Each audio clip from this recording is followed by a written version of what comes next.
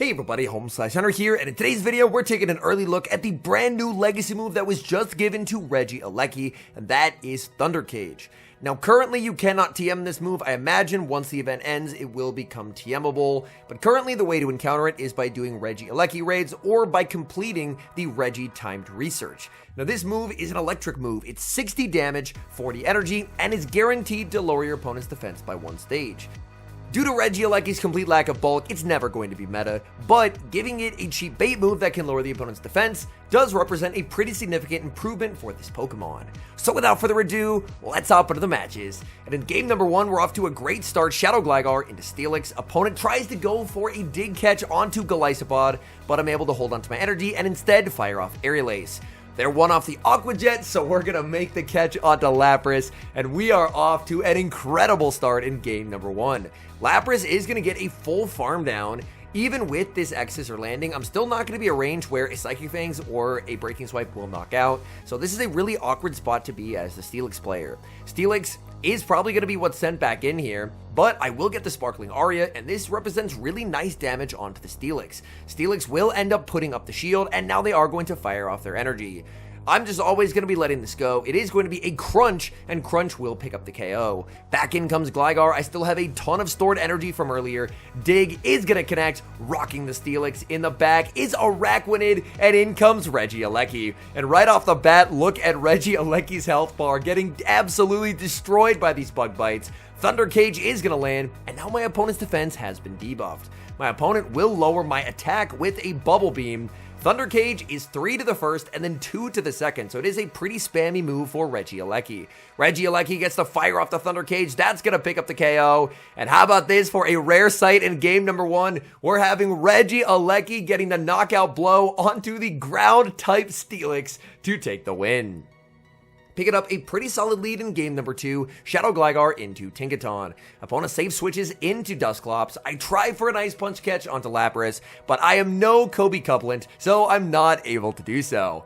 Dusclops has a massive energy advantage, but if there's ever a Pokemon you want absorbing neutral Shadow Punches, it is Lapras. Lapras is just going to take hit after hit after hit in this matchup, and very comfortably do so. And I have so much loaded energy on the Shadow Gligar, and Shadow Gligar energy is often pretty good into Tinkaton teams. So I will fire off the Sparkling Aria. That's going to get them low. I make Sparkling Aria number 2 on charge attack priority. Here I go for an undercharge. I was hoping to actually soft lose this matchup and get more Gligar farm, but my opponent would not let that happen. They are going to fully wait down the timer. In comes Galarian Moltres as the final Pokemon. I could have just stayed in and played for alignment, but I did not want to give Moltres farm. So instead, I aggressively pivot into the Gligar. They're not in a range where Aerial Ace will knock out just yet, so I'm not going to throw my energy, and instead, I'm just going to Fury Cutter them into a range where Aerial Ace will definitely be lethal. So I get to fire off Aerial Ace number 2, opponent is going to shield, but I already have Aerial Ace number 3 loaded and ready to go, so now my opponent is forced to give up both shields. They can try for a farm down, it's going to be close, and they do get the farm down. I bring in a Lecky, I wait the turn, and we get the catch onto the Lapras. Let's go. We catch the fly, they undercharge, and now I get to bring back in a Lecky. We Volt Switch down, and all that's left is that Tinkaton. If I didn't have a shield, this game would be over, because I would just get knocked out by a Bulldoze. I'm a Regieleki. I have absolutely no bulk to speak of, but I have a shield to hide behind, and I have a Zap Cannon. This is gonna be good night, Tinkaton. Zap Cannon picks up the 1-hit KO, and that is a good game.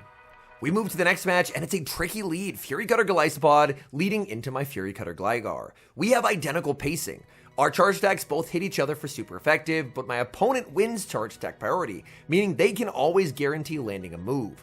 I really don't want to lose most of my health bar, so I'm going to farm up and go for the catch onto Lapras, but my opponent had the same idea, and we simultaneously save switch. I bring in Lapras, and they bring in Shadow Drapion. This is a simul swap that heavily favors me, as Lapras has an amazing matchup into Drapion, as long as Drapion does not get a Crunch debuff, which it gets far less often this season.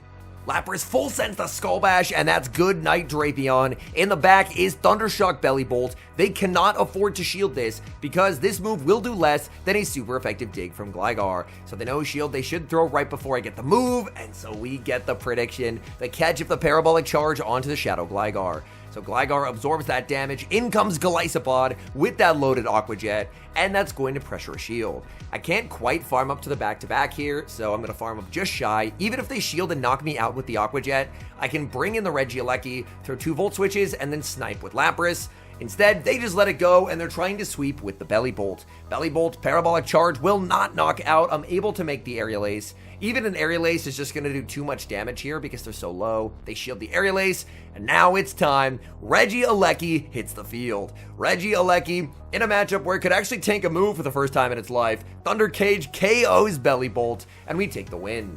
We've got a spicy lead from the opponent in the next match, Shadow Gligar versus Shadow Golurk. They're going to save switch into Furret, and I do not have a response to Furret in the back, so my only thing that I can do here is just stay in with the Gligar and play it out. Being up a turn is really nice for Gligar here, as I'll always be able to outpace them by 1 turn, and 2 Aerial Aces plus the Fury Cutters will actually just cleanly knock out. So I will get to this move, and this will knock out here if I'm not mistaken. The Aerial Ace does pick up the KO, and down goes Furret. The unfortunate thing is I did lose a ton of health in that matchup. Now they're going to send in Bug Bite Shadow Fortress. I cannot make it to the dig. I'm forced to just settle for the Aerial Ace. Even the Aerial Ace will do some solid chip damage, and my opponent will commit the shield. I'm forced to bring in Regieleki here.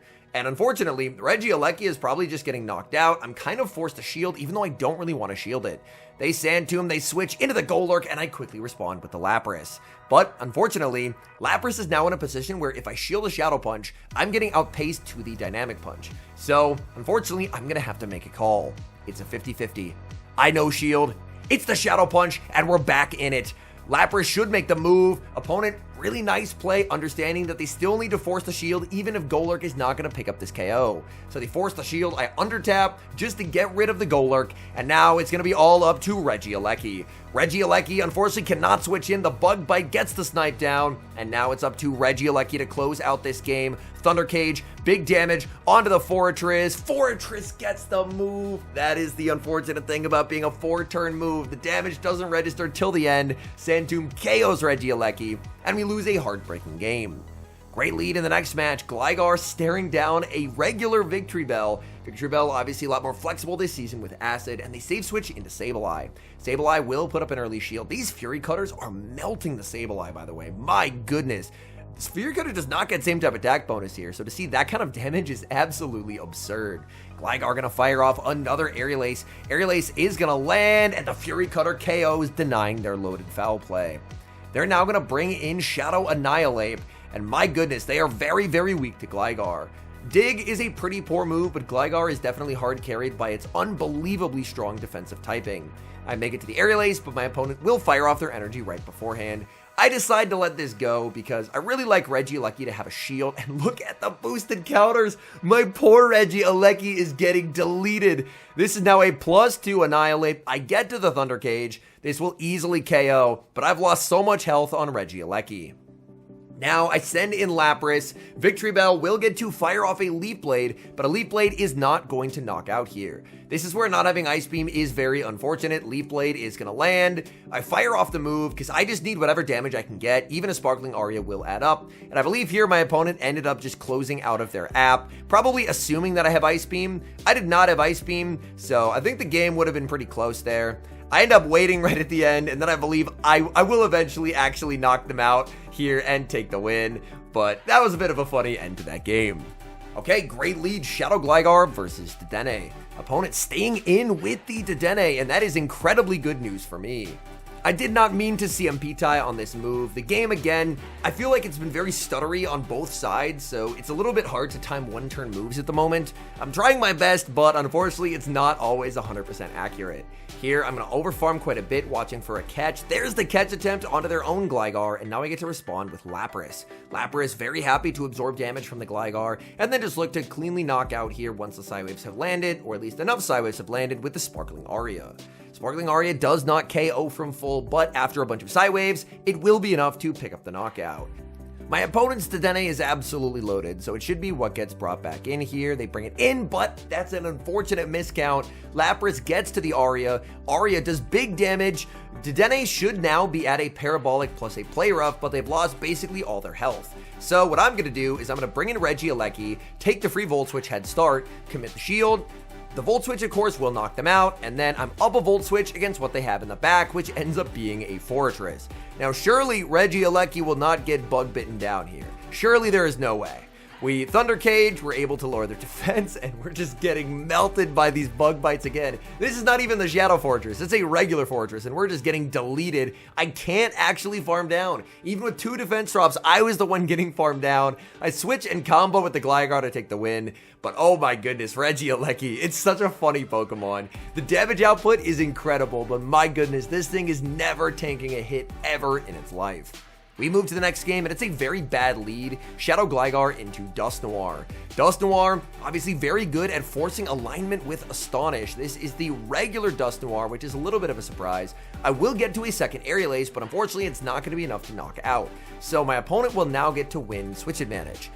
I just have to hope that Lapras, with a couple Psywave head start, is going to be able to do well in the end game. So I farm down with the Lapras, and my opponent sends in their own. That's actually not a good sign. I would much rather see the Lapras on Regieleki, and that means that something in the back is probably weak to the Lapras. Lapras will go for the Skull Bash, opponent is gonna no shield, and now I have a tough call to make. I decide just to let it go. I'm saving shields for Regieleki. They're gonna go for a Skull Bash of their own. I will outpace to the next Skull Bash. My opponent is just gonna end up firing off the Aria. Aria will not knock me out. It is gonna get me very, very low. I farm up just shy of the back-to-back Arias, and I will be able to pick up the knockout here. What do they have in the back? Oh no, it's Clodsire, and here's where I wish that I had Hyper Beam on Regieleki. If I had Hyper Beam, I would have a coverage move here, so I could potentially Thunder Cage and then Hyper Beam and then just knock them out. But unfortunately, I don't have any coverage. I build up to the Hyper Beam, hoping that they respect it, but they do not.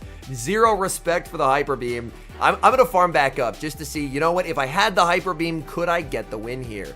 I believe 1 Psywave off a move on the Lapras, so I farm back up to the Hyper Beam, fire off another move, and they no shield again. So if I had Hyper Beam, I could have actually won the game, but I opted for the Mono Electric moveset just for maximum damage, and against the ground type, I absolutely regret it. We get a great lead in the next match, Shadow Gligar versus Unova Stunfisk. Opponent safe switches into Lapras, and this is a problem. I don't have a good response to a Lapras safe switch. Regieleki does not count as a good response to a Lapras safe switch, as you're just going to take so much damage from the Psywaves. So I try and go for a bit of a Sparkling Aria catch, but it doesn't work out, and now I am very behind on energy in a Skull Bash Lapras Mirror. My opponent has already taken quite a bit of damage from the Shadow Fury Cutters, which does help out a little bit as I am at a health advantage. They're going to fire off the Skull Bash, and I'm going to return fire with a Skull Bash of my own. The game unfortunately ends up stuttering there, but we're able to catch back up, firing off a Skull Bash. That's going to land, getting my opponent deep into the red. I am in the red health as well. Can I hang on here? This is going to be very close. Sparkling Aria KOs, and I lose alignment, and that is very bad because they have a Unova Stunfisk that triple resists electric, and I have a mono electric Regieleki in the back. In the back, they have Talonflame, and switch advantage was this whole game. If I just played it better, then alignment would have been absolutely perfect here. But my issue is if I go down a shield to win switch, I still lose the game because Regieleki can't do anything without a shield. They are a flame charge Talonflame as well. I think maybe I can Fury Cutter down the Talonflame after landing this Aerial Ace. It's going to be very close. They pivot into the Stunfisk. I try for the catch. They just pause. They don't let the catch happen. And I'm just in complete shambles at this point. That's great patience by my opponent. Mud Bomb, big damage, but I live. How did I live a move? I now go for the Thunder Cage. Will this let me knock out? I've debuffed them. It's a charge attack priority tie. This has to KO. Come on, Gligar. Dig. Does not KO, and unfortunately we lose a heartbreaking game. But they mud bombed, they clicked the wrong move, we Fury Cutter down, in comes the Talonflame, that gets Fury Cutter down as well, and that's not a game we deserve to win, but we will escape with the victory. Great lead in the final match, and the opponent is bringing out the Spice Cabinet. We have Toxicroak, which is already a pretty spicy pick. Shadow Empoleon is the safe switch. If Empoleon's a safe switch, they're very clearly using it to bait out the electric type. Probably they're assuming the Dene, so that way, whatever they have in back can try and sweep. So I'm actually going to bring Lapras into the Empoleon. I'm making the read that Aleki will be good in the back. They're going to go for Drill Peck after Drill Peck. I'm just going to fire off a Skull Bash with the Lapras. Let's buff up our defense, and let's deal some damage. Skull Bash is going to land. Lapras Psywaves down. Lapras is just such an absolute demon. In comes, oh no, is that a Steel Wing Corviknight? That's so unfortunate for my opponent. If I brought in the Regieleki to the Empoleon, they win this game because Steel Wing Corviknight is going to be good into the Lapras and good into the Gligar. But unfortunately, I made the read, and now they're just getting swept by a Regieleki. And that's probably the first time in Pokemon Go history that those words have been uttered, because Regieleki doesn't really sweep anything. But in this instance here, they just have no fast move pressure into Regieleki. I'm able to fire off the Thunder Cage, grab the shield. These Volt Switches do criminal damage. Thunder Cage number 2 picks up the knockout. All that's left in the back is the very low health Corviknight, and Regieleki with the end game sweep to secure the win. All in all, I'm really happy that they're doing small move changes like this in the middle of seasons. Now, Regieleki, it's not going to be a meta shaker by any means, but it's a really fun Spice Mon if you're thinking, man, I'm a little bit tired of running something meta, especially later in the season after you've already hit your ELO goals. You can say, you know what?